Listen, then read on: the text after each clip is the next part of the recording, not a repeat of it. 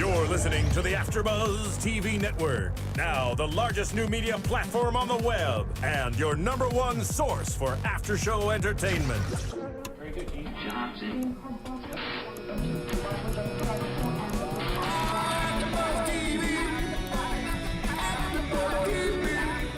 From the AFTERBUZZ Studios in Los Angeles, California, presented by Maria Menounos and Bing.com, and streaming live thanks to Akamai Technologies, it's AFTERBUZZ TV's Game Control Live.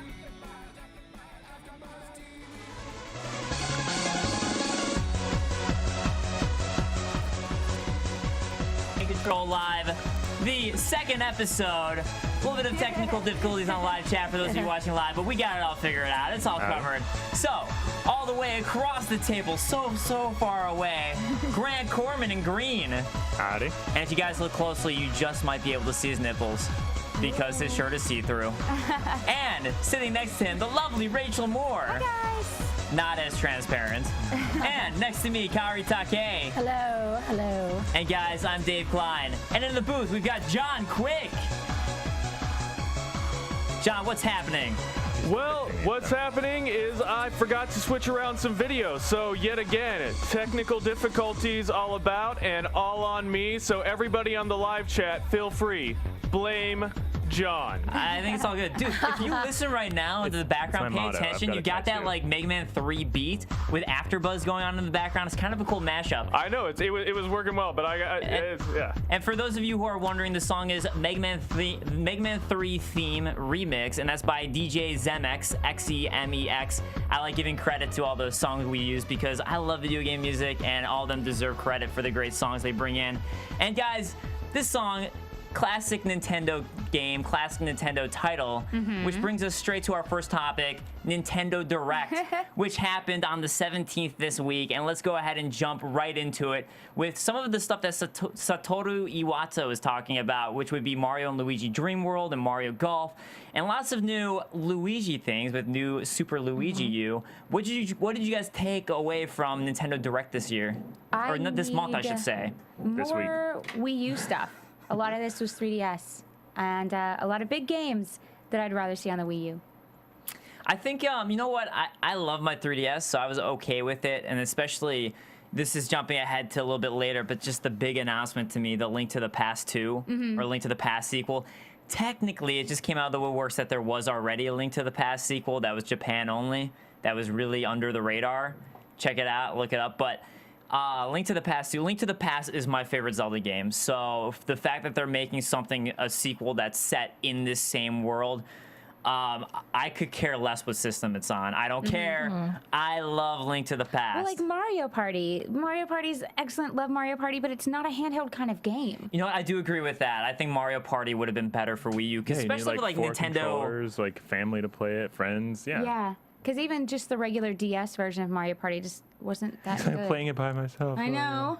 Such a party of It's still one. fun to play by yourself. Mario. I don't know. Mario Party. The computers aren't nearly as Phrasing. fun. The best part is just screwing over your friends. That's what Mario Party's about. And I mean, they've got Nintendo Land, they've got new Super Mario Brothers U, so it's kind of like if they want to have that party system at least, because that's something Wii U can market themselves as. I think you're right. Mario Party would have been better on Wii U. I like this announcement from Nintendo Direct, though. I mean, like, this really gets it. I mean, like, we're 2 months out from E3. This is really setting the stage for what they're going to bring to the show floor, I think. And when you're competing with Microsoft and Sony, most likely bringing their consoles to the show floor for people to look at and gawk at, and their games that are going to come out later this year with the release of the consoles, like, that's a competition. And Nintendo's like, they're not like saying we got 3 games, we got 2 games. They're saying we're releasing some of them now in summer, and we're gonna come out with these, this, and this next year. Yeah. You know, Nintendo Direct, it kind of surprises me a lot of times how anti-E3 Nintendo seems to be. They never seem to really announce much during E3, and this is just further showing like, hey, let's announce everything like a month before E3. But I think they did have some cool Wii U stuff. For me, the system update I'm excited about because, God, the load times suck. Yeah, they're fixing the load times up a bit. So that's nice. But the 3DS really is, right now, their selling system. So I can see why they're kind of marketing that. And speaking of E3, I kind of honestly think they might be saving the Wii U announcements for E3. I'm hoping so. Well, they've dominated the E3 show floor for the last couple God, years. yeah. I mean, like, people were not lining up around the show floor and out a door in order to play something in the Microsoft and Sony Right. booths. They were doing that for the last 2-3 years at Nintendo because of the announcements they were making with various consoles, but also, you know, like the new technology and games that they're coming out with, like Super Mario Brothers U, like the new Super Mario Brothers game, that got people talking. And it wasn't just because of the announcements, like people were playing it on the show floor. Yeah, well, they're really, really smart because even at like last E3, they had the Nintendo Land and they were giving away these little pins, and you had to play each of the games to collect the pin to collect all of them. So it was almost like you get to their booth, which is always a madhouse, but then there's like a mini game inside the booth for you to check out all their games. It's almost like brilliant. Disney. I know why you like it, because it's almost like Disney World or Disney Disneyland with all the pins. pins that they have now that you can get. Yeah. Well, I actually watched this video, the YouTube link for the Nintendo thing, and I wanted to get I don't have the 3DS yet. So now I really want to get 3DS. I think this video appealed more for 3DS than the Wii. Yeah, and I think it is a case of them trying to maybe save their big Wii U announcements for later. But I mean, just Zelda 2 for me, incredibly exciting. And also, For me, it was like Pikmin 3. Like, I've been waiting for a new Pikmin for a long time.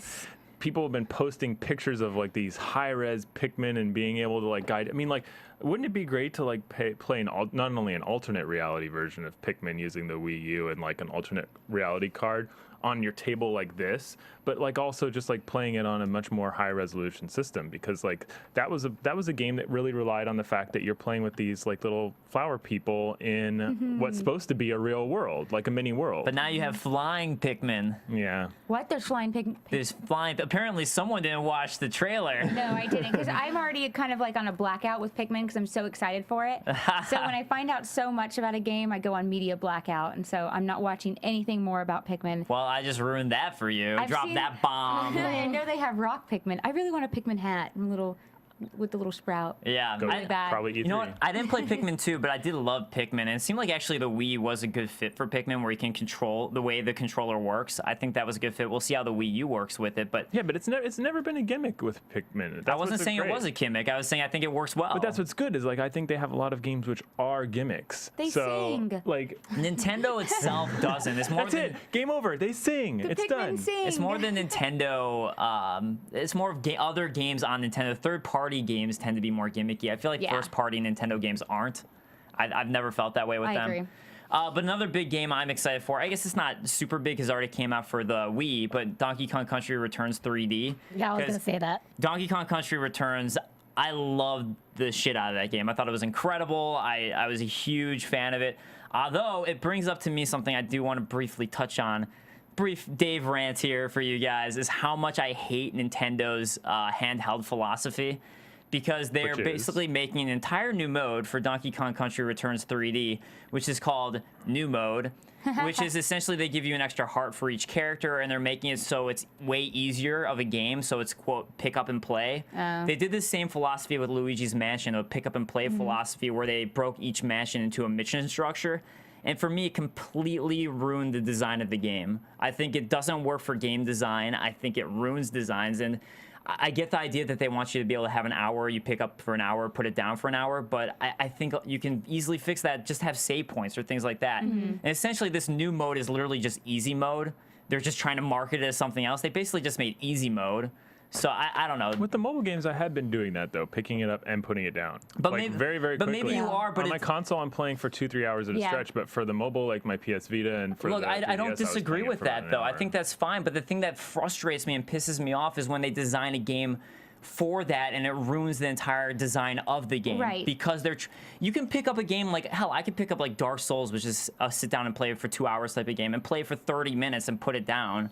As long as it's, you just put save points or checkpoints into place. There's a way to do it. And Yeah, not and ruin- some games do it horribly. And Yes. like if I'm playing, and honestly, like even the up-resed version of certain games don't cater to that type of game style. And I find that like it exponentially increases my enjoyment of the game when I'm able to get in and get out of it quickly on a mobile system. I Like if think it's got a good, but they're save system, ruining it works. by marketing themselves too much towards it. And that's what's frustrating to me. But hey, Pikmin 3. Woo! But hey, Pikmin 3. But on other big news, a new Yoshi's Island DS game coming out. So a lot of people huge fans of Super Mario World 2, Yoshi's Island. I actually wasn't a big fan of that one. I prefer Super Mario's World, but a lot of people love that game, so that's a huge announcement. I named my dog Yoshi. That's awesome. Yeah. Yoshi! And a huge bit of news for those of you RPG fans out there. Earthbound is finally coming out to Virtual Console. Finally, we've been begging them for about 5 years. Yeah, it's been a while. Yeah, maybe 6 years. Hold on, Dave. We're gonna cut quickly to me so I can do my happy dance and go. I can see it. So you can see Earthbound fan over there in the booth. And I'm excited for this. We're done. I haven't played the game since I think I hacked my PSP and put it on there, but I haven't played it since then. I know, I'm a horrible person. That's why I got the PSP. Horrible. Absolutely horrible. Yeah. Rachel, I'm assuming you'd be excited for Animal Crossing New Leaf, even though it is 3DS. I like the my music God. from Animal Crossing, but the game requires a bit of more of an investment than I'm willing to put in. So I'm going to lose so much I'm waiting for that bundle pack. life for that game. It's going to be amazing. I'm going to make apple trees. I'm going to go fishing. I'm going to bury stuff. I'm going to do errands for my neighbors. Go fishing, berry stuff. Yeah. Plant trees. It's all about the trees and collecting fruit. Yes. You gotta collect the fruit so you can pay off Tom Nook. And you got to bury a shovel so you can come back gold in a few days. Oh my God, that I don't game's going to be understand this. amazing. I must not have played the games more recently. I got really into the GameCube one. I played not the GameCube one, the Wii U one. The Wii one was the one I got really into. I got the GameCube one, but for some reason, I think it's because I was with my ex-girlfriend at the time. We were playing it together, so we're like, let's build up houses together, and it was amazing. You guys were playing house building together. houses together. I was surprised how emotionally attached I got to some of the characters in Animal Crossing, like the neighbors. I just hope Emerald the Frog is back because she's my bestie. If she's not back, I'm going to be very hard. I got emotionally attached to the characters in Viva Pinata. I don't know why. I know, they're so cute, and you can name them, and you can color them, and oh my gosh. But you know what's sad to me? I always wanted, my favorite animal is a fox, and anytime I start a village and there weren't any foxes who were there who'd move in, I'd be like, no, I want to restart so I have a fox animal. But in the Wii version, or was it? No, it was one of the other versions. You could go to people's towns, and then you would switch some people with. Oh yeah, you could do that in the Wii version. Yeah, but that was stealing. it. I didn't know other people Stealing. who were playing the game who I could because you need the friend code and all that stuff. So. Twitter. Oh well, I don't have a million follows like at the Rachel does. No. So that's something. But let's go ahead and jump on the whole fact that the Nintendo realizing that, a lot of these announcements are eShop games. They keep on, during Nintendo Direct, it was like, and guess what? You can buy this on the eShop, or you can buy this on the eShop, and you can buy this on the eShop. And that actually brings us directly to our quick hits, which we've got a bunch of quick hit news stories for you guys. And our first quick hit news story is that Nintendo's eShop actually made up 11% of all 3DS game sales last year. Which, according to Scott Moffitt, who would be the executive vice president of sales and marketing for Nintendo, I believe, it was like Star Fox 64 3D and Zelda Ocarina of Time 3D had 20% of their sales through the shop, a third of Fire Emblem sales. That's the number that's more telling for me. Like the third of Fire Emblem. That's the number that more other producers want to get. More distributors and producers are going we are seeing 30%, 33%, a third of all of our game sales. The 10%, 11%, and 20% that they were saying, it's not really that big of a shocking number to me. I'm looking, when Nintendo comes out and says 30% of our eShop, 30% of our sales are from eShop, that'll be the thing that really shocks me. And I think they're moving towards that, especially with some of the games they're announcing, but at this point, it seems right in line with what they're supposed to be doing. If they came out in the first few weeks and said it was 10% or 11%, that would have made sense to me because it was such an integral part of the launch. It was such an integral part of the 3DS ecosystem and even the the Wii system as well. Yeah. I think to me the big thing about it is Nintendo's been so anti-internet, everything as in general. So that's why this is a big story to me, is that I think to them they're finally realizing oh, maybe the internet's not this big scary thing. Yeah. There's actually a benefit to having internet connectivity and letting people do these things, and maybe we'll hopefully get rid of they've friend kept codes. everything they've kept everything in an ecosystem which is tightly contained. So you could still do your personal area network, like you can still do you can connect with other 3DS players as you walk by them on the street. And then also the way that you used the Wii originally was like you had access to the internet, you had access to the shop channel and everything, but it was all within there. Like you were looking out of a Nintendo window onto the greater internet. So like using a computer one day and then switching over to Wii was a very constricting experience. But I mean everything that's come out with their announcements, whether it be from Nintendo Direct or from E3 or the Wii U that came out last year, it seems like they're opening it up. So Lions fan on the chat says that he's actually surprised that the sales of eShop games are that low. Yeah, that's he would have pretty thought low. that the number would have been maybe 20 to 25%, which tells him that either many people can't afford those games or don't like the style of games on there. I would argue be as simple as the price is just like not right. Well, like, I would sometimes argue that sales help out a lot with that as well. Yeah. Well, I mean, I would argue. I mean, the point is like eShop. A lot of these examples we're getting are Ocarina of Time 3D and Fire Emblem.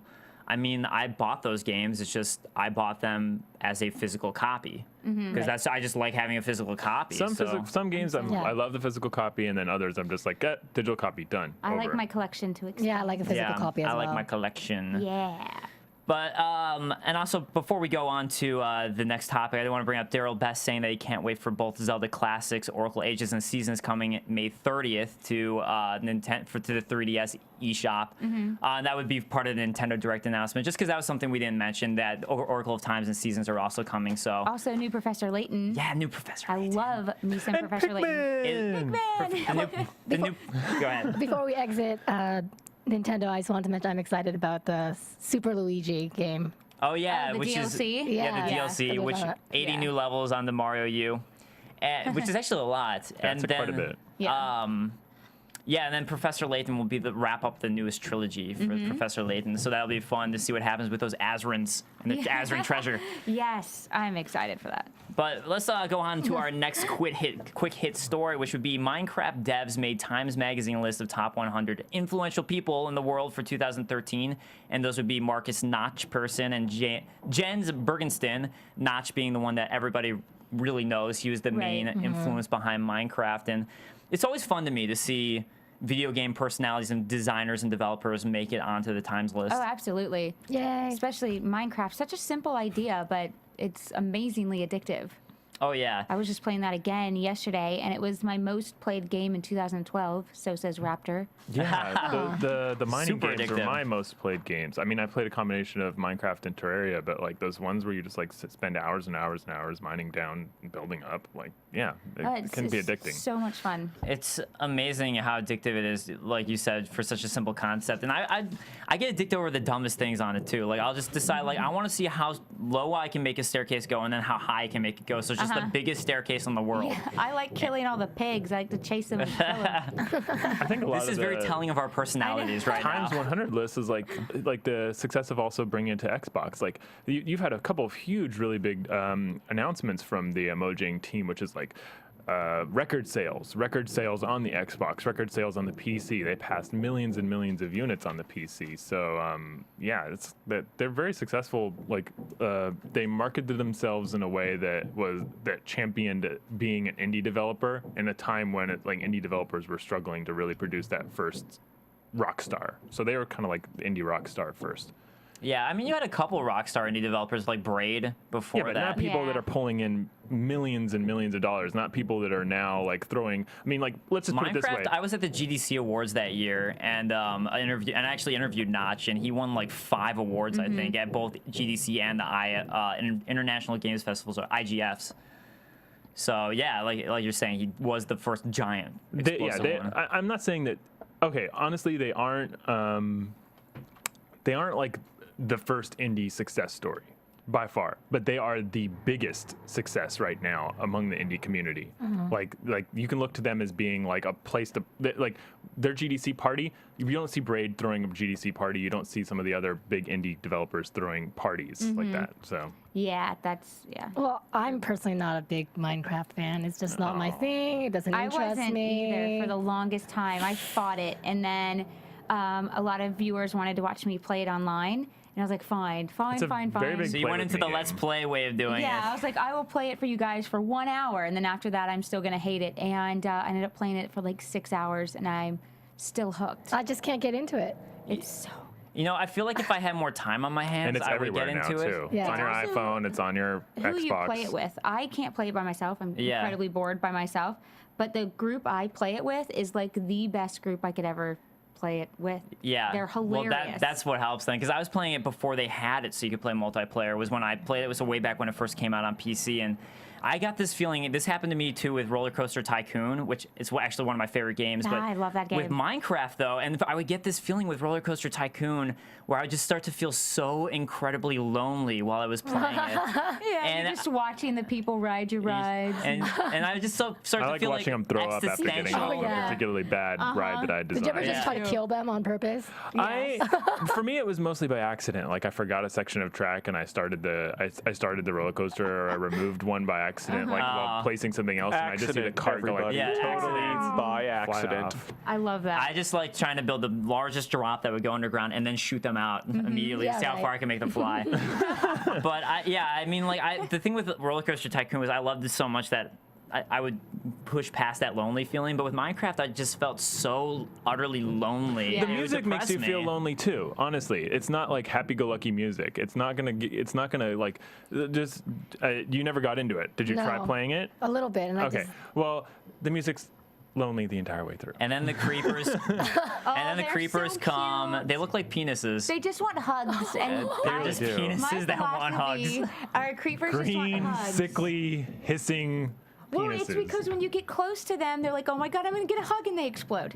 Yeah. Also like penises.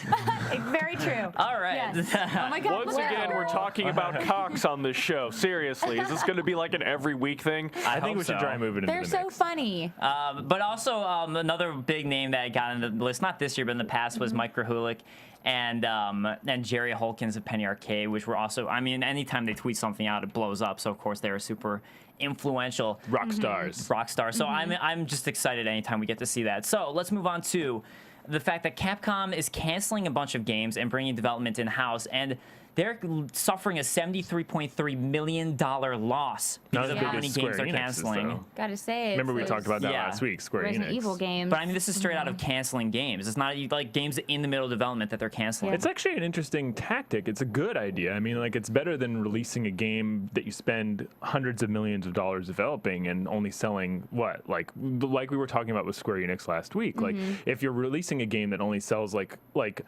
a couple 100,000 copies and doesn't make back your hundreds of millions that you put into it, like, I think that's worse than canceling a game. I think Right. Capcom is doing a good. I mean.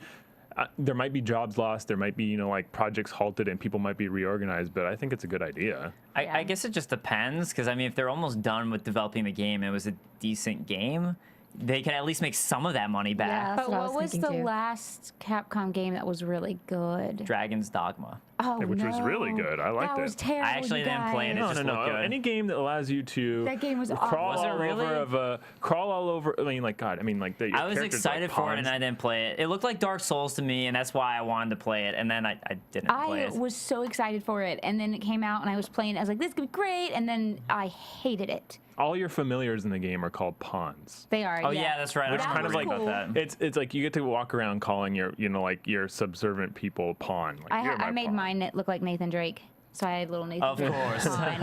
of course. Yeah, surprise. But what I mean, like, it kind of brings to me, like, what games are they canceling? Because we almost talked about this last week, but it came to light last week that Capcom had canceled Maverick Hunter, which was a FPS Mega Man game, which to me looked so badass. It looked kind of like Metroid Prime, but for Mega Man. And they probably canceled that because of Keiji Inafune leaving Capcom. But I'm just like, man, that game looked sick. Are those the type of games that they're going to be canceling right now? And that's more where I'm like, but what are they canceling? Well, Right. are they Never- canceling and not starting in a new? They're just straight up canceling them. Yeah. The world may never know. Yeah, but I mean, like, these are canceling the projects. Like, I mean, it's important to remember that these places hold on to their IPs for a long, long time, and canceling it may just put it on hold. They may come back to it, and Yeah. canceling's a good way of, like, redirecting the money and the personnel to other things. Well, so just- it's like rebirth. It's Well, the the last Phoenix. few games haven't even been profitable. I mean, Resident Evil, both of their last two Resident. No, wait. 5 and 6. Raccoon City wasn't Capcom, was it? I'm not sure if Raccoon City was. But 6 was, and that was a disaster. Well, yeah, man, it's funny because like you kind of tell like once the trailer comes out that not that many people were into either 5 or 6. It seemed like just from the hype surrounding it. I liked 5. I thought it was pretty solid. I just didn't like the co-op thing. That was the thing that bothered me with it. I just didn't think they did a good job with the co-op. Which it kind of took away that fear because I liked Resident Evil 4 because it was an action survival game, horror game, but it still had that horror element. Right. But as soon as you add someone in who's helping you out, it makes it not as scary. Yeah, but I think BioShock Infinite did a good job of still being creepy, but Elizabeth was there. I think it's because Elizabeth was a baller. Constantly. Oh man, I want her in real life. That's like, why. Here, take some money. All right. So you need some money? Yes. I know. She was awesome. They did it well, but it's tough but that wasn't a survival horror game. And I think that's the difference too. I think it's hard with a survival horror game because the more people you have with you, the more empowered you feel, which takes away from the horror element. Yeah, that's true. I did like in 5 what a lot Fatal of people... Frame, I bet you're by yourself, aren't you? Yeah, love Fatal Frame. But in 5, a lot of people didn't like that you couldn't run and gun, but I thought that added attention to it because then you do have to plan out your shots better and you can't... Run and gun is just too easy for a Resident Evil title. But then they did it in 6. Yeah. So we've actually got Rocky Nerd Swag McGee, awesome name, disagreeing with me on the chat, thinking that it would have sucked if the Mega Man game would have come out. And Watchtower Base thinks that Resident Evil 6 was horrible. Throwing out those tidbits about Capcom. But yeah, you know what though? I will say I'm really excited for the game that they announced, even though it does look like a Dragon's Dogma type of game. But the game that they had announced that they showed a trailer for PS4 looks really cool to me. I think it's just because I like the medieval style of it. But I have no idea what it's going to be, but it looks cool. I hope it's good. Yeah. And they're bringing all their, and as Grant, you said, it's kind of a rebirth. They are bringing all of their development in-house to try and refocus and make the games better. So hopefully they will. Because they're doing that, because they stopped the games in development, I'm expecting their games to be much better at this point. But we don't. I mean, like we know a little bit of what they're going to do, but we don't quite know where they're going to go yet. Yeah. All right, so Grant, we're going to jump on the topic I know you all want to talk about. Go from canceling games to announcing games. Yeah.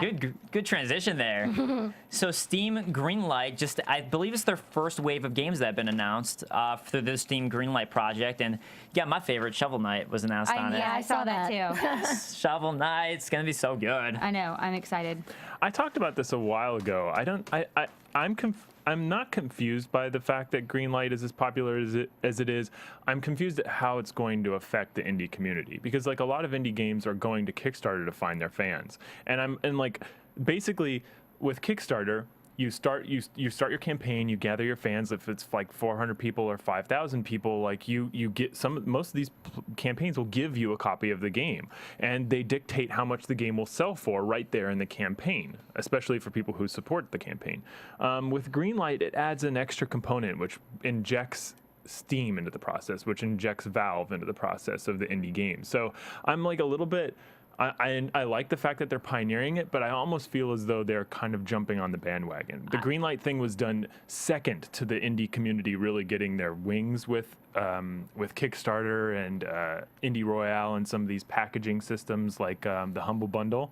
And I think that Greenlight is kind of like saying like we can do it too. I don't know, man. I've talked to you about this before, and I just don't see the comparison of Greenlight to Kickstarter. No, there's no comparison. I just think, I mean, like in a lot of going through the Kickstarter campaigns for different games, like they'll say, actually, like, Shovel Knight was Kickstarted and now Greenlit. Yeah, so like, they're doing both. I just think that it's kind of like with Shovel Knight, we'll use that as an example. With Shovel Knight, you have if it existed solely as a Kickstarter campaign, it would be up to the developer to say like, oh, we're going to offer it on the Humble Bundle afterwards, or we're going to sell it through ourselves. We're going to sell it through one of the other portals. But with the Greenlight process, there's Steam is part of it, and Valve is part of it, and they may end up helping to dictate how the game goes and when it's released, how it's released, etc. It's almost like XBLA is kind of like the summer hits thing. Right. It's almost like that in a way. I would compare more to that. But summer hits were already well produced. Like I know that they helped to produce them. But a lot of these games are already well produced too. Like Rush Brothers, which looks literally like Super Meat Boy, a straight up ripoff, but multiplayer. I mean, it's done apparently. I mean, Faceless looks awesome. Another thing, I don't know about that. I just like, man, how could you not be excited for Faceless? Greenlight tends to force the developers to release the games early so that the community can play them. And I don't always know if that's a good idea because I would rather, like, some games it's great to play like an alpha, especially when they've developed an entire level. But other games, it's it kind of destroys the story to play a game early. And I think the Greenlight mechanic. But that's not what Greenlight is, though. I thought Greenlight was literally just like, these are the games that we will release on Steam. Yeah, but the Greenlight also allows you to play games before they've been released. So like through the Steam store and through what you're able to do through the Steam community, you can download the games that are under development. Not all of them. So we've got Hayden Gorange on the chat saying, but Steam is almost a selling point for indie games, and it used to be really difficult to get your game on Steam. Now it's much easier. So they will almost certainly sell many, many more copies than they would on their own. Right, yeah. But Steam isn't doing it for free. When they're doing it through Kickstarter, you get quite a bit of the profits. I think Steam will cut into the profits for the indie developers. Well, I'm sure. Like if all your regardless of what I say and what Hayden Gorange said, would you rather, as a developer, get all of your purchases through a third party other than Steam or through Steam? Well, I mean, again, with Kickstarter, it's games where they need funding to even make the game in the first place. And the marketplace. Yeah. With Steam, you've already got all of that built in. Right. You've got the fans, you've got the marketplace, you've got the advertising. It's all just there. So, I mean, I still think it's something different. But anyways, they did announce their first slew of games. So, I mean, I think there's some that look fun. So I'll be looking forward to it. What were some of your guys' favorite ones? Shovel Knight, of course. Shovel Knight. Yeah. The angry video game nerd. Yeah. wait. So why aren't you excited for Faceless? Because it looks like I've played it before. It does look I was exactly watching it like. and I'm like, this looks extremely familiar. It does look just like Slender. Yeah. But I like Slender. I'm like, well, it's a better version of Slender. Slender, yeah, maybe. It's just fun, like having my friends play Slender and being like, you don't know what this is, but I'm gonna turn off the lights and just watch. Yeah. That's crazy. It just looks scary. It seemed like the kind of game I'd want my friend in the room with the whole time.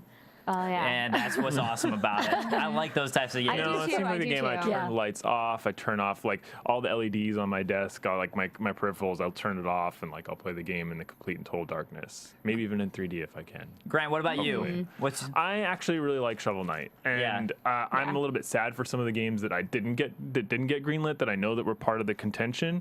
I just think that like it's sort of a popularity contest in a way. It very much is. It And is. like some games, and you're going to find, I think going forward, you're going to find a lot of that.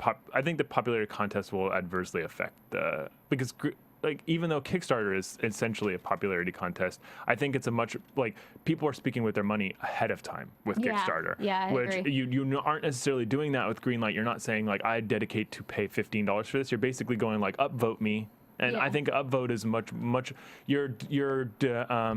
you're separated from your upvote. You don't have a dedication. You're not like you're not dedicated to that upvote. Yeah. You Yeah, don't I have mean, one. You can just vote. You can really like just do a viral campaign pretty easily for something like Greenlight, whereas opposed to Kickstarter, people have to genuinely be invested. Yeah, which and they have makes a to pay difference. up too. Like there's Well, yeah, some serious business concerns with Kickstarter as well. Hence the investment. But let's talk about what we're invested in and talk about our moments of the week. So I guess I will go ahead and start. I was going to mention that in Dark Souls, I got the Darkwood Grain Ring in my new Dex build, and it makes you a ninja, which is awesome. But since we didn't touch on it too much, I do want to bring up Link to the Past again, because that really is my moment of the week, is the Link to the Past 2 announcement. And John actually has the trailer queued I up. have something special for you guys. So an You know it. amazing Link to the Past trailer. So let's cue that baby up for you guys. And soon enough. Our Laserdisc player is booting up. It's booting up, guys. And for those of you listening, I'll describe in the background what's happening. John, is it playing on the stream? Because it's no signal on the TV. Yes, John's it just is. like dancing in the room, like Okay, so this is actually, John, thank you so much, the trailer to the original Link to the Past that was brought to the U.S. of a bunch of a dude Link in tights and spandex dancing. What? Really? I've never seen this. Well, you'll have to go watch on YouTube then. I know. Okay, so that's not right, but let's pull up the actual trailer. But this is amazing because Nintendo actually did this, you guys. Nintendo Yes, actually did a lot of stuff. They like did that. this. Yeah, so it's not the 90s anymore. So we now have an actual trailer, which would be a Link to the Past 2. And you guys can see some of the gameplay that they're showing. And my only problem with Link to the Past 2's trailer is a lot of it looks so similar to Link to the Past, the original one. No, it is a Then I'm remake. kind of, it's not a remake. it's an actual sequel, just set in the same world. Yeah. It's like Zelda 2. They're in the same world, but they are different games. So it's supposed to just be in the same world. Well, they showed the overworld map, and it's like exactly the same as well. It's still supposed to be a sequel, though, and it's supposed to be in the same world. It's just that the dungeon that they do show looks so similar to one of the dungeons that was in A Link to the Past that I'm kind of want something new. But regardless, Link to the Past 2. This music makes me so happy. Amazing, yeah, and It's the like the music. Indiana Jones It's not theme like song. Minecraft at all. It's much Instantly more makes me Indiana Jones was the uplifting. best. So I've just I'm just excited to see Link to the Past 2 and even this music, as you said, it just brings back so much nostalgia. Yeah. And this song to me is the Legend of Zelda's version that I like the most. The Legend of Zelda, the Symphony is coming back. Nintendo Symphony is coming back to good. at E3 in Los Angeles. I love so if you're in that. Los Oh, Angeles cool. and you like this music, get ready for E3. Yay! I'm totally into video game music. Totally. Okay, so let's go to Kaori. I actually beat Tomb Raider, so that was my moment of the week. The other one, really quick, I don't know if you were able to see them. Deviant artists Victor Soren and Glauber Tanaka mixed video game characters with real life pictures, photos, so it looked really, really cool. Is this the one where it's like 16-bit, or that you see Yeah, the 16-bit 16-bit. characters and then behind just the real background? Yeah. Yeah. I thought it looked so cool. That was my moment of the week. I saw the Teenage Mutant Ninja Turtles one. That one was pretty awesome, where they're just like walking through an alley. Yeah, they had like Super Mario, they had Chrono Trigger, they had didn't see these. Final Fantasy 3. It was I need to check out the Oh, Chrono wow. Trigger one. Yeah. Yeah, I want to see that. Yes, just check it out. It's amazing some of the great artwork that's now coming from our generation, because we're the generation who grew up with gaming, and just seeing what people come up with. Well, it's incredible. It's crazy because it's 16-bit and then it's real life stills, and the stills look cartoony because of the 16-bit. It looked phenomenal. I really enjoy the stuff that the artist community comes up with, because like not only are they love their games, but like they're inspired to go out and create like art Yeah. that in some ways, I mean, like Right. World of Warcraft, if you've seen their fan art gallery on their website, like some of those people could do art for the game. It's I really, wish really I was impressive. good at art stuff. Yeah, me too. It terrible. blows me away when people are that good. Yeah. It's so impressive. So jealous. All right, jealous one over there. Yes. Rachel, what is your moment of the week? At first, it was that I finally beat BioShock Infinite, and it was amazing. But So now we can talk about it. yes, What'd you we think about can. the ending? Without spoilers. Without Without spoiling spoilers. it. I liked it and I didn't like it. I didn't like it because I'd actually figured the whole thing out before beating it. Aliens. So that was extremely disappointing. They hint at it pretty hardly So just before it disappointing. happens. Well, I kept hearing about how amazing the ending was. It was going to blow my mind. So I was expecting that feeling from BioShock 1, that holy crap feeling. Yeah. Yeah, and but then like when I figured the it out, "Would you kindly" that moment wasn't there for me. oh my Like, it God, wasn't- that it wasn't freaking there. blew Well, my that was, like- mind. I was floored. Plus, that was integrated into the gameplay, which I liked a lot more. But sorry, Right. go on. The ending, so it was good. It was pretty solid. I just wish I had been surprised. So I missed all that. But I freaking loved that game. It was phenomenal. But my real moment of the week is the Evil Within trailer. Which Yeah, we I know. actually have for you guys. John will pull it up. I'm a huge horror fan. Get ready to go. Huge survival horror fan. And this shows nothing of the actual game. But It's actually a very it's an psychotic trailer. amazing, badass video. And we've got it playing right now for you guys. We need a good survival horror game. It's been such a long time since we got a really solid, scary game. And I do not count Dead Space. This hopefully will be good. Dead Space 1 was awesome. It was not scary. It was at the beginning until you became really super powerful. Well, true survival horror is supposed to be about the environment being scary and not pop-out scares. I hate pop-out scares. They're cheap and easy to do. So you're That's thinking why I didn't like Dead Space. Eternal Darkness. Eternal Darkness was the shit. When they told me my memory card was erasing my save, I jumped up. I cried.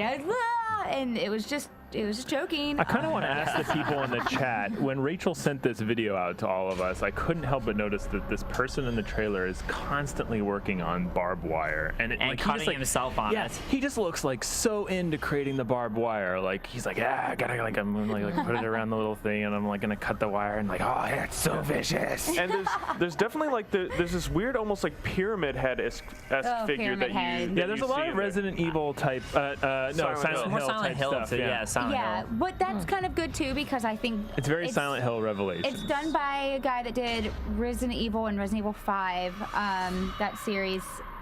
that series. And I don't think Americans can do survival horror, but the Japanese sure can. They are way better at it. So this makes me even more excited. The four-armed bloody dude. Yeah. Awesome. And at the end, I thought that was a girl. Things. Yeah, I think it was Oh a yeah, chick. it was a girl. And then the thing. I just say dude as a general statement. Is that? I can't see it. Is that coming up right now? Yes, yes, it is. Actually, the forearm. Yeah. That was pretty So, creepy. I just love the video. I just love the video. If the game is anything like that video, I am going to just love it. I feel like this is gonna be a case of Dead Island though. Like Dead barbed wire. Island had such an amazing yeah. trailer. Yeah. And I remember everyone, all my friends were coming up to me like, dude, did you see the Dead Island trailer? My friends who don't even play that many video games. Yeah. And I was just like, you guys, this shows How does this nothing of the remind you game. of the Dead Island trailer? Because you don't see anything of the actual game. the trailer's really good, and the game okay. usually. Like, probably, Sorry, I zoned out there for a minute because I remember the Dead Island trailer very specifically, the reverse time. Like, Yeah, like it was a great trailer that gets you really pumped up, but you have no idea what the actual game is. So, but if it's a good survival horror game, I love survival horrors this too, to me is so. like Silent Hill with more barbed wire. Yes, I'm all And about. if you can't craft Silent barbed Hill. wire in this game, like it's going to be a Right. serious disappointment for me Yes. when day one buy. Apparently, it's actually going to be a tower defense game, survival horror, where you create the barbed wire. All right, Grant, what is your moment of the week? I wouldn't really call it my favorite, although I do like seeing. Well, it's your moment of the week. I like seeing companies falter a little bit, or I like seeing. I mean, like I'm a sadist like that. Like I'm a little bit of a like a Grinch, Grant the Grinch. We've Green found this out many Grinch. times. Grant the Green Grinch. My moment of the week was that the Ouya came out multiple people did benchmarks for the Ouya this week, and it was widely circulated that the Ouya is less powerful than its cell phone counterparts that also run the same processor. So the Ouya was billed as being like the replacement console, the place that you would go and you would play your mobile games. And it's like if you're having trouble playing your mobile games fast or fancy on your mobile phone, go home and play it on your Ouya. Developers, if you want to be able to create a nice, powerful shooter, go home, develop it on the Ouya. But the performance metrics for it when they ran the benchmarks are like way south of what a powerful cell phone I is. think it was ranked like the 76th most powerful Android device. Yeah, it was scoring in the 3000s, and like and the benchmark for a couple of the Tegra 3 and 4 phones that are out right now are up in the 4000s. So. It's a pretty marked difference. Yeah. That's kind of ridiculous. It's just like more and more things are coming out not in favor of the Ouya. Yeah. I will say for my friend, because we didn't talk about it last week, James Melton, this is for you. He's excited for it because, and we were having this conversation after the show last week, because it still is supposedly incredibly hackable. So it's for people who like making homebrew type of style games. You can really do homebrew with it, and I think it's only $100 for the Ouya. Yeah, it's very cheap. So it's it's a not cheap a development $500 system. cell phone. But at the same time, with inexpensive. the way things are now, like I feel like, well, you have a PC and Steam now, so you'd almost rather why not just try and make a game for Steam and hope it works? Yeah. Try and get it greenlit. But they were like that. Part of that or go Kickstarter iOS. campaign was like, make your shooter, make whatever you want, and like if you're a developer, So make it and market it to a system that actually will have people playing mobile phones. People are going to put it in, like right now the Ouya is hamstrung by its own. Well, it's not hamstrung. You can get a lot of other Android games on there, but it has its own marketplace. So if you're a savvy developer and you know that a phone is going to be able to run your game better than the Ouya, why not just release it on the phone? Yeah, Yes, I agreed. agree. Plus, there are more users on the phone too. Yeah, tons more. No one has the Ouya yet. Yeah. Well, I guess we'll see how many do though. But let's push on forward to a kind of cool story to me that came out, which apparently there's a Sega console prototype. And while I talk about this, John will queue up a video. There's actually video footage of this prototype, which is called Pluto. And it was some supposedly Sega employee, I mean, we don't know how true this is, came out and said that the Pluto is basically a Sega Saturn with a built-in Netlink modem, and it was a prototype. And they just finally, 14 years later, this 22 came to baud. surface. And there were only supposedly 2 prototypes. This too. And both of them came to surface. It was Super Magnetic was the poster who talked about the Pluto, and then later an actual user came out on YouTube. KidVid666 came out with a video of him actually running this prototype he bought for $1 from a flea market, apparently. Holy crap. He bought it for $1 from a flea market, and now he's going to try and sell it on eBay and probably make quite the profit. He shouldn't sell it. Yes. I would keep it. Well, I guess if he doesn't care. Yeah. It's up on screen as he's just showing the size comparison between the regular Sega Saturn for the U.S. and also he has apparently the Japanese version of the console. And like one of the things he's noting about it is that the CD, I guess you could say like the tray cover does not stay down unless he puts something heavy on top of it. So Well, it is a prototype. Well, it's a prototype. Yeah. I mean, the main difference that Surprised you if there can wasn't see. some part of it was kept together by duct tape. I mean, it was still a Sega Saturn. It was just a prototype for a new version of the Sega Saturn. I wonder how big And the modem is. It had the only way that you could tell that it was a Pluto was that there's a Pluto 2 sticker like on the bottom of it. Instead of saying like Saturn, I guess it says Pluto-02.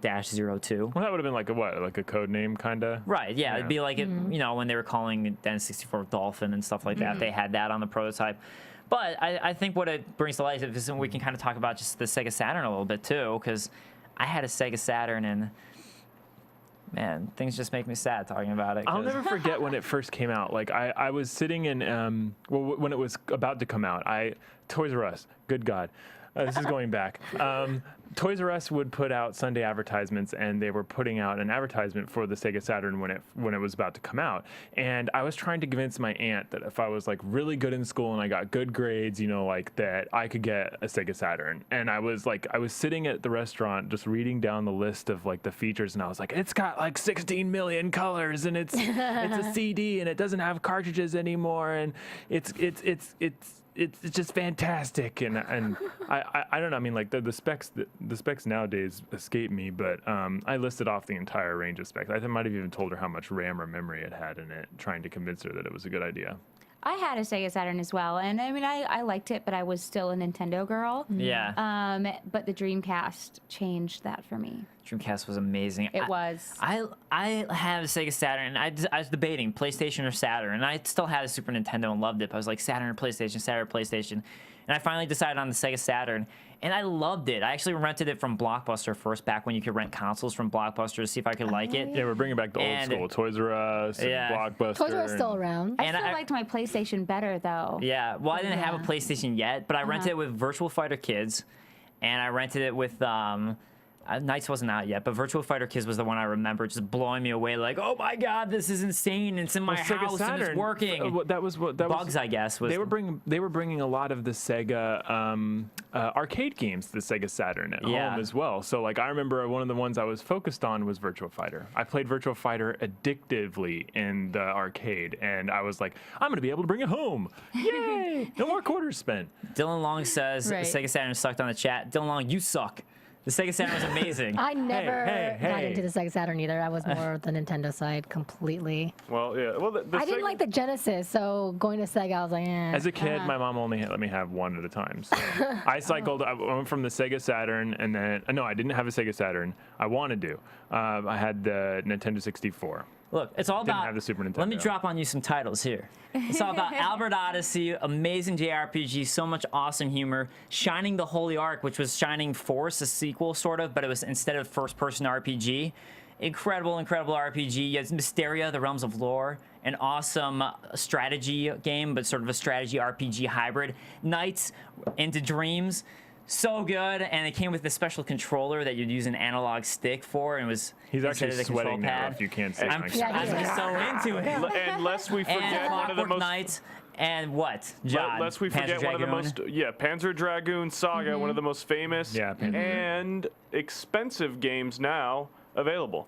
I almost bought it, and I didn't have $5 enough to buy it, and I didn't. And I'm like, I could have had Panzer Dragoon Saga. Yeah. And Shining Force 3 came out just before the Saturn died. But my big story and why the Saturn makes me sad is because I did really love it, and a lot of PlayStation games that I liked a lot were on the Saturn, like Rayman. And Crystal Dynamics was actually bringing a lot of their games over, like The Horde, which is also awesome. I'll just keep name dropping games, but. It made me sad because they decided to cancel it before it really got, like, before all the other consoles, they decided that they were going to stop producing games for it. So I was so mad at Sega, and I was like, I'm never going to buy a Sega console ever again, ever, because they did this. And then I bought a Dreamcast anyways, and then it happened all over again. Yeah, that's one of my all-time favorite Sega! systems. Dreamcast was magic. Sega! John, I know there's something you wanted to mention about Sega in general. I think I ran over him with one of my comments. I interrupted him. John?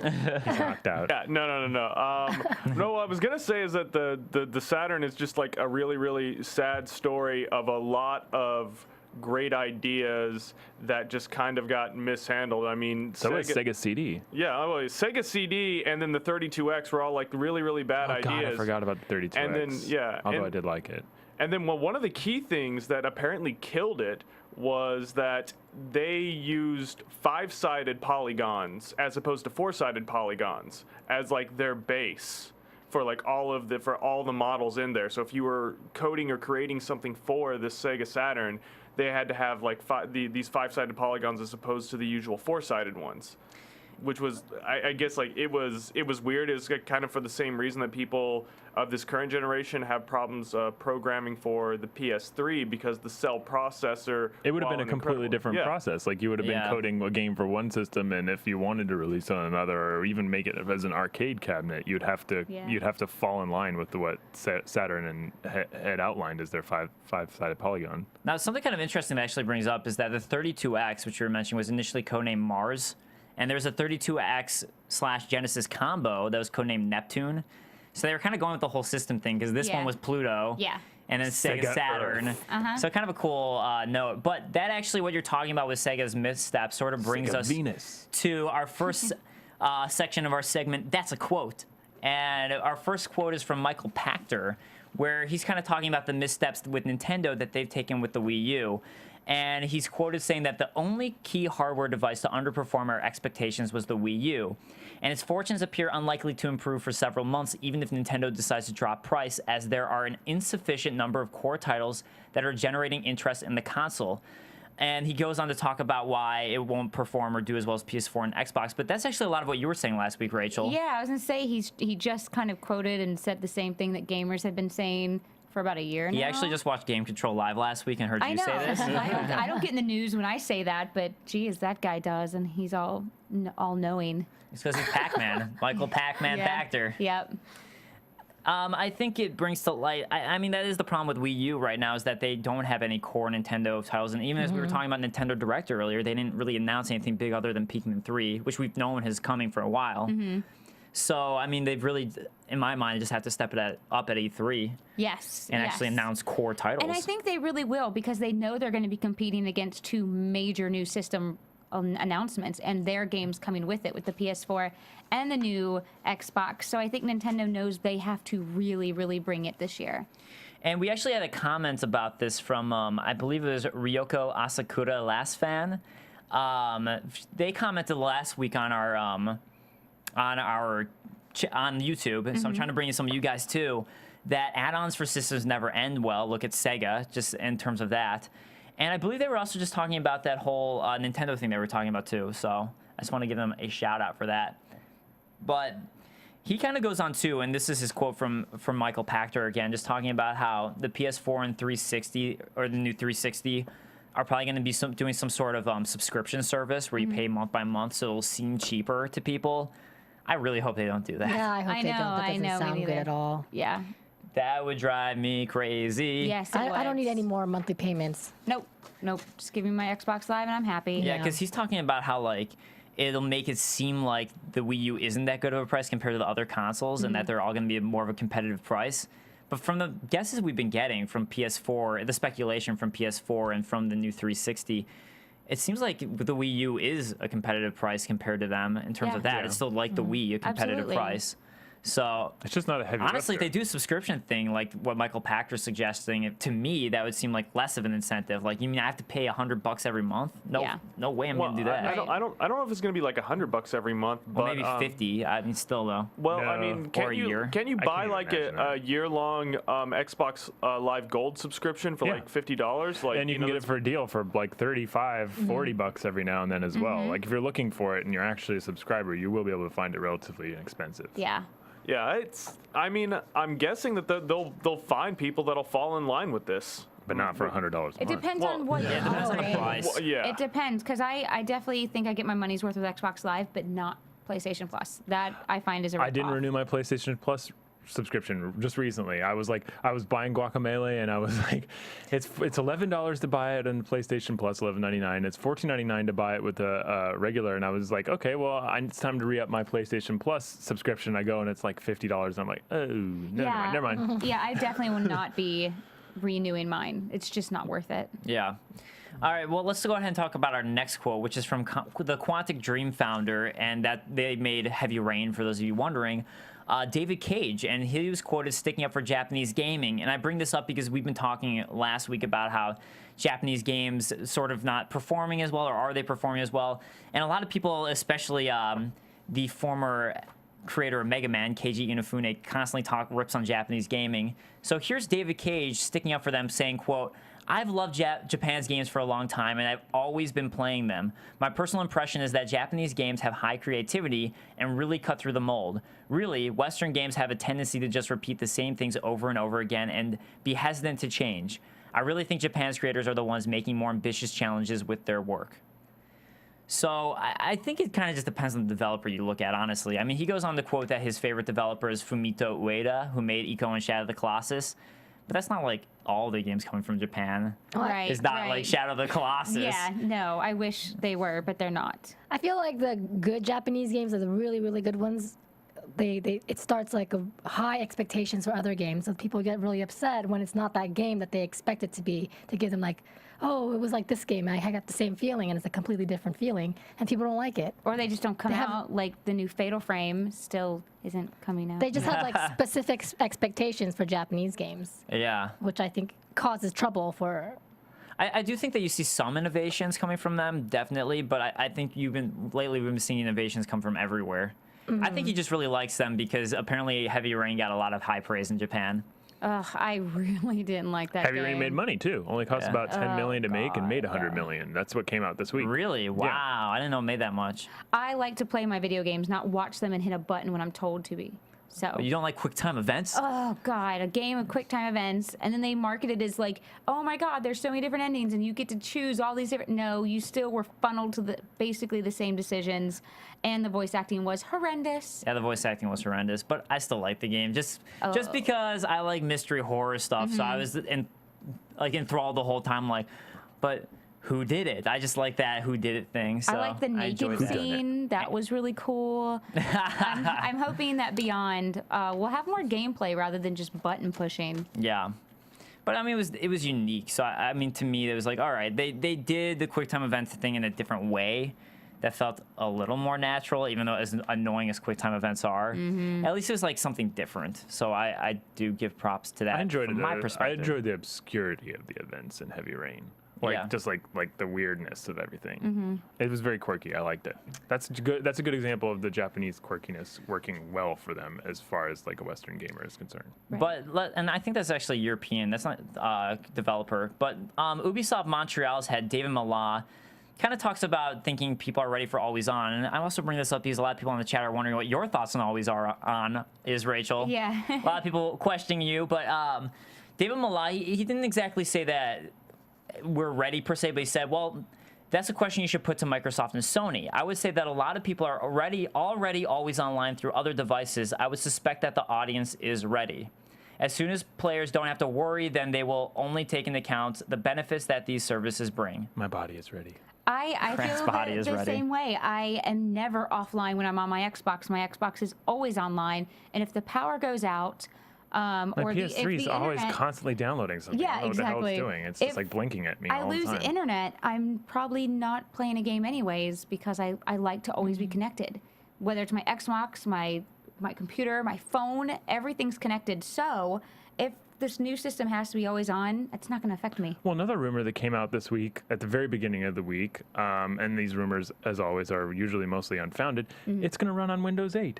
And my Windows 8 computer is always on for the most part. So it knows when I'm connected to the internet. It knows, like, it's downloading stuff in the background. I think if they're building their entire platform on it, it makes I mean, I hate the idea of it, but it definitely seems like they're building it towards being much, much more connected to the I internet. don't ever want to be off online. That's scary. I'm okay with not being online all the time. Limbo. I can't. Yeah. I have to always be connected. I agree with Kaori. I mean, like, I'm fine with it always being connected, but I don't want that to be and you have to be always on. To me, that's the frustrating aspect of it. It's like, yeah, when I have my Xbox Live Gold on and I'm always connected to the internet and it's always running, but like I've mentioned last week, there's times when I'm moving and I want to be able to play a game. And I mean, why, if I buy a game that's a single player game, why do I have to have my internet hooked up to play it? I mean, there's times that my internet's just not. I think it's going to be more, I mean, like right now, I was thinking about it just last night. It asks me when I'm signing into a game, oh, do you really want to use this? You know, like you have to sign into a profile. I just think it's going to be less, I think it's going to be more transparent. It's going to do it automatically. And that's going to be what people's definition of always on is. It's like, of course, I'm always going to be signed in my profile. But sometimes you Right. have like choppy internet connection and then you just got to Yeah, sign but then off. it drops out and it signs out. Some games are like really harsh with it and they'll say like, oh, I can't operate without being signed into a profile. And then other games are just like, forget it. But look, you know, the always we'll go. on controversy all routes back to the factor that supposedly you just cannot play your games unless you're connected to the internet. And I think a lot of That is what's frustrating The to rumors me. are coming from the dev consoles, which that makes sense. No, why? will get back. Anybody in media knows what a dev console is. They're gonna know that's not the case. I think, though, a lot of people are being too dramatic with it, especially like, I'm not going to get this system if it's always on. How many times have you not been able, I mean, how many times have you thought to yourself, oh, I really wish I could play right now offline? It's really kind of silly. Like, people, when they say they not get the system if it's always online, really think about how many times have you played your games offline. I do. I always play my console games Yeah, I do offline. too. Never, I mean, everything I do, my life is online. Well, My life is always on. I went through like a 2-year span where I wasn't connected to Xbox Live Gold, where I just had the silver account, and I was like fine with it. I'm like, I'm buying Technology single is player your friend. games. Embrace I it. love technology, but I don't think it I just don't think it has to be there. I think it should be an option. Exactly, the word option should be there. That's what I think too. I'm just going to go back to what I said last week, which basically goes down to Call of Duty Black Ops 2 made $500 million in its first 24 hours, and World of Warcraft proved that you can get a bunch of people addicted to a game in which you have to be constantly always online. Mm-hmm. They know where the money in the market is, and they're going to go that direction, and the rest of you guys can, and to quote Adam Orth, will just have to deal with it. Now, before the internet shitstorm happens, I do want to say that I am not about this idea. I'm just saying that that's probably where they're going to go. They're going to go, like, these are businesses that are going to go the direction of the most guaranteed money that they know that they can get. They're selling these consoles at a loss, though. You have to buy a certain number of games in order to play it. So you're buying a $500 console so that your Microsoft is selling you a $500 console so that you'll purchase not only one Call of Duty, but multiple games. And not all of those fans want online titles. They don't want every single one of their games to be a multiplayer experience, like a multiplayer person versus person match, like in Halo or Call of Duty. Yeah, I like playing alone a lot of times. Like, honestly, Yeah. if I want to boot up Call of Duty and play the single player campaign, like, I'm not really gonna want to I wait for it to play connect to the internet. a crap ton of single player games, but I'm still always online. I mean, look, I am when my internet's fine, but I just don't want that to be like I can't play my single player game if it's not hooked up. To me, they need to make a reason for it to be always online as a consumer. Why should I want it to be always on? All they're sending are incentives for them. It should always be on for it to be better for them, not for me. To me, as a consumer, it should be always on, but still work if it's offline. Which I think it will. Yes. Yeah, I think it will as well. But the thing is that the rumors that have been coming out about always on is that it won't work if it's offline. But rumors are always dramatizations of something. So This is the way I think thought people are about getting it. dramatic with I it. enjoy the friends feature and the social feature and the online features of Xbox currently. Like, I'm their target, and I will plug my I will not, like, if I right now currently have the option to unplug my console, but it isn't unplugged. So I think that's the way it is. Like, it's going to be transparent, like Rachel's saying. Okay. You're going to have, it's going So you're to be saying there always hasn't been a online. single time where you go onto your Xbox and it says that your user is signed out or can't sign in for some reason? No, because the profile. There's not been a single time that your profile can't sign in.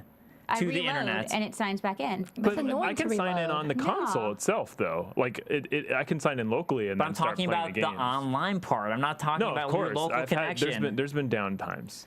And that's supposedly from the rumors. That's what the big deal is that you can't play it when that happens. I don't pay attention to rumors because people like to be dramatic and they like to get their panties in a twist about things. My so panties are in a twist. I can tell. Pikmin 3! Pikmin 3. But I mean, I just think it should be an option. I mean, at the end of the day, if that is what it is, if it's always on, it's just always connected when you're connected to the internet. That's fine.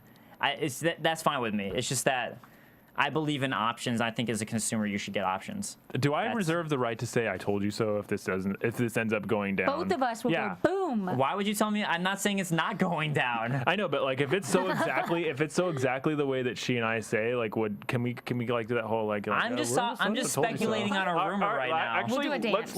let's do something. Let's put something down on it. If Rachel and Grant are correct, Dave has to do something exceedingly embarrassing, which will be chosen by the Game Control Live viewers. We will put this up to a vote. I like how I've never even said this was actually happening or not. I'm just speculating on the rumor. This is my opinion based on a rumor that has come out. I know, and you just got caught in a trap, man. So it's on. It's what's gonna happen. Okay. I feel bad for Dave. All right, sound off in the comments section what you want me to do on YouTube or at Game Control Live on Nothing Twitter. physically damaging though, only mentally and emotionally. Preferably emotionally. Okay, let's move on to our next quote before this gets out of hand. So, because we're running pretty late, guys, sorry about that. But David Jaffe, I do want to talk about this quote, of God of War fame, also Twisted Metal fame, is quoted saying, "You are worth what you can negotiate." And essentially, he went on to a giant rant based off of a Kotaku article, basically saying that people blame publishers too much. David Jaffe was on a rant all week long. He's always on rants, though. He constantly goes on rants. All these developers are on rants recently. I know, They finally Cliffy found out Blee. what a blog Cliffy is, Blee. Yeah. and they're like, They're stressed. But he basically says, quote, "You are worth what you can negotiate," in big, bold red letters on his blog, period. Don't like the way a publisher treats you, don't sign a contract with that particular publisher, or if you do, make sure you have what you will and won't tolerate written into the contract. He goes on to say some more things than AKA, this is business. You want to be treated better, sign a contract demanding it. You're not able to get such a contract, then improve your team until you can demand in the real world what you think you are really worth in your mind. For the time being anyway, you're not as good as you think you are. spoken by someone who's got tons of money and tons of options. Yeah, that's Yeah. a little harsh. I know. Some teams starting out, they don't have the money behind it, and they don't have other publishing Exactly. options. They have to take what they can get. So, yeah, I don't think David Jaffe's really thinking about the little guys here. I think he Just him. says most of his stuff with a very tongue-in-cheek, emphasis though, because like I was thinking about bringing this to the conversation earlier but it's mostly for writers. He outlined a system this week where everybody on the gaming community would put together a total of $175,000, and we would pay one single game journalist to cover the games industry. He wrote a long blog on his page. So if you want to go back and look at his Or he's just blog, crazy. I think he's a little bit nutty. And but, we think that he's being silly, but he's like, but this I'm is serious, the man you that guys. created Twisted Metal and is most often associated And with God of War. God of Yeah. War, and calling all cars. You know what though? At first, when I first read it, the first article I read on it was from GamesIndustry.biz, and it was very skewed against him, and a lot of things I was reading were skewed against him. When I actually read the full thing, honestly, I'm kind of going to come off as the bad guy here, but I sort of agree with him to a point. And he doesn't retract his stuff, so he puts it out there and he keeps it out But there, which is specifically good. for this specific one, not what you were talking about, Grant, but this specific thing about. I'm just speaking like, in generalities. Like just he that puts this it is, out there. but just the fact that he's saying like this is business. That's true. At the end of the day, it is a business, and you kind of sometimes people forget that. It's the same thing with the music industry. A lot of people go in, sadly, I mean, thinking like, "Hey, I love music, I want to get into it," but at the end of the day, it really is a business. And as much as that sucks, that's just kind of the fact of the matter. And people have been finding creative ways to make money and make awesome games like Kickstarter, like Shovel Knight. I'm so excited for, and I don't know if we would have seen that developed, but I think he does make a decent point with that at the end of the day, it's a business, and a publisher, why are they going to support your game if they don't think they're going to make money off of it, and it's going to be a huge loss? But Yeah, but the sometimes publishers have made the I mean, wrong sometimes choices publishers suck recently. too. Yeah. I mean, like, it goes both ways, but I think he does have a point. But sometimes you have to sign the shitty contract to get your first game out there. So then you're big enough, or you have the backing enough to sign a better contract. I agree with that too. I mean, I think that is a good point. That he is, as you said earlier, taking it from the perspective of he's already David Jaffe. Of course, he can make whatever games he wants, sign whatever contracts he wants. Yeah, but people need to take chances, and if everyone thought the way he did, then there wouldn't have been as many games that flourished. Maybe there wouldn't have been a Twisted Metal. There would just be a what whole about bunch that, of David Jaffe? cocky people walking around. Yeah, if everyone was cocky, then there wouldn't be no Yeah. excellence Yeah. created. The one thing though to me that I did take away was it's a business, and that's true. But he also is a cocky dick in it, and he is. Businesses He need to generally take is. chances. I mean, he generally is. All right, but I do want to talk about some of your guys before we wrap up. Some of your guys' comments on YouTube. Ryoko Asakura, last fan, says, if you want to play your Xbox Live Arcade and 360 games, why not keep your 360? And this was based off of our conversation last week where we were talking about the add-on for Xbox that's supposedly coming out. To that, I would say, look, Ryoko, at this point, if I want to play... If I want to play my Super Where are you gonna Nintendo get game, wrong? do I really need to? I have so many systems. Like, do I really Yes. want to have my NES, Super Nintendo, Sega Genesis, Sega Saturn, Sega Dreamcast, like N64, PlayStation, like all that stuff in my new apartment when I move to a new apartment? Right. Well, it's like when you buy a new car, you don't want to have to keep your old car around Yeah. just because of one little feature it's got. Like, That's oh, my just old silly. car had the CD player. This I one know, doesn't. It has I an know. MP3 So player. I've got to keep my old car too. It's I have so many systems. Drive around with my old car taped to the roof of my new car. CD player. I have so many systems hooked up still. I still have a PS2 hooked up. I would kind of like not to have everything still plugged to my TV. Well, I would be totally comfortable with keeping my 360 if I thought it was gonna live, past the goldfish that I also have. Yeah, exactly. Yes. So, I mean, I think that it's just like, especially once you start moving around, it's hard to take all that stuff with you. Yes. Yeah. But Ryoko also had a question for us, which was, what do we consider hardcore gamers? And to me, I don't think it says like black and white is like a specific game you play. Like I generally just consider hardcore gamers just people who are generally really into games, as opposed to just like play it once every few months. It's your passion behind it. It's whether it's your life or not. If it's not your life, if you don't live and breathe games, I wouldn't call you a hardcore gamer. I don't think it's an insult calling somebody a casual gamer. That's just their preference. A lot of gamers like to use that as an insult, which I think is just sad. But it's your life. It's your passion. Like, I don't think you need to play JRPGs to be a hardcore gamer, No. which a lot of people think. I don't think you need to be a PC guy to be a hardcore gamer, or like your only game isn't Call of Duty. Like, I don't think it's any specific thing like that. It's what you said. It's just your passion behind it. I was told once by Fatality, who used to be famous competitive Johnny gamer. Fatality? John Fatality? Well, because my first interaction with him, we were talking about games, and he flat out told me to my face that I wasn't a real gamer because I don't play mainly PC games. And I was like, are you freaking serious? What a douchebag. You're not a real gamer, Rachel. Yeah. So, He's a pretty abrasive person. But he plays tennis all the time, you guys. I saw that about. unimpressed. I think they did that on G4 about how he has to stay in shape for gaming. Oh, God. I think the competitive gamer, I think the hardcore gamer, people who enjoy playing what they play and play it often and discuss what they play It's with more their than a community. hobby. Yeah, If it's definitely. more than a hobby, then they're a hardcore gamer. All right, but guys, thank you so much for joining us. And before we go away, I do want to say, if you could please go to YouTube, go to iTunes. We love your support in any way possible. It's Game Control Live, or you can search AfterBuzz TV, Game Control Live. Please rate, please comment. We love getting your comments, and we will try to latch on to your guys' comments from YouTube. So not only are you on the live chat, but we'll interact with you this way. We love you and guys. go to our live chat. It's AfterBuzzTV.com, and we go live. We stream live noon to 1 p.m. Pacific time on Saturdays every single week.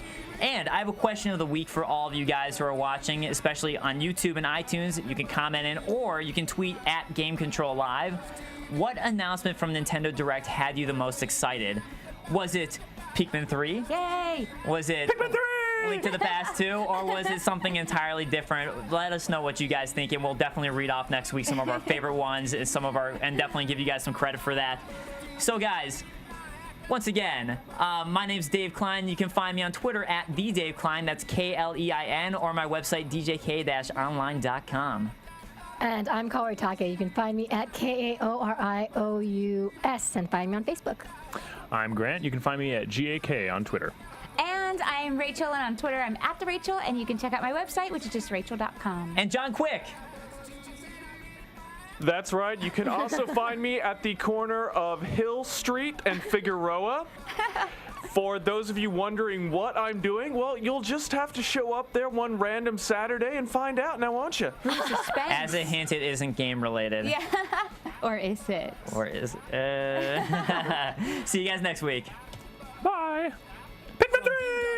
Executive producers Maria Menounos, Kevin Undergaro, Phil Svitek, and the entire AfterBuzz TV staff. We would like to thank you for listening to the AfterBuzz TV network. To watch or listen to other after shows and post comments or questions, be sure to visit AfterBuzzTV.com. I'm Sir Richard Wentworth, and this has been a presentation of AfterBuzz TV. The views expressed herein are those of the hosts only and do not necessarily reflect the views of AfterBuzz TV or its owners or principals.